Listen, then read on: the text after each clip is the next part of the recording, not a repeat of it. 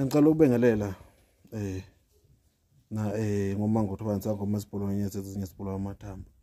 Mphathi okhobala usandla sensimbi usigwebo sentambo ehliziyo ebomvu zamadoda. Lilatsho lwathatha umanzi olwandle umanzi ababayo. Lo upart 4 wesithunywa nedlozi.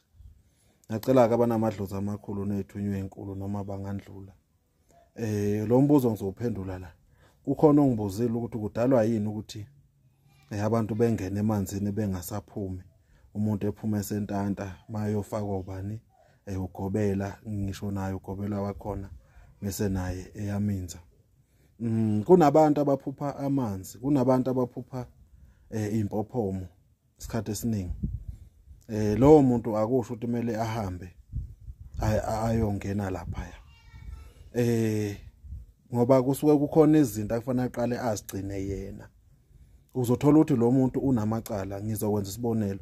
Lo muntu wakhipha isisu noma lo muntu walala nomuntu othwele noma lo muntu wabulala umuntu, izinto eziningi azenza okumele eqalwe kuzona.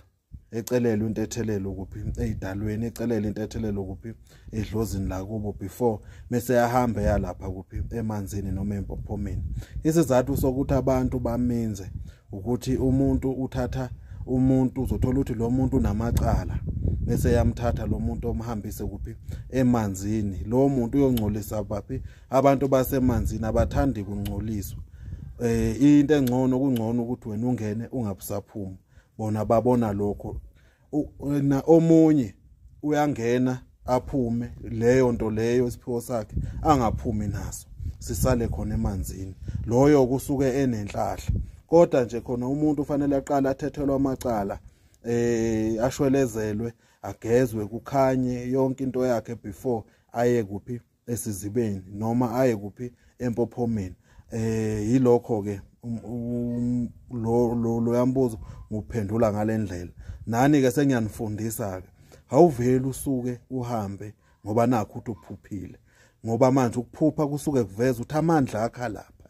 Kumele uye lapha unjani? Uhlambulukile. Kumele uye lapha unjani? Amacala akho athethiwe kuphi ethongeni. Before uzokwazi ukuphuma nesiphiwo sakho, uzokwazi ukuphuma nento yakho. Siyathokoza uMango Thobani.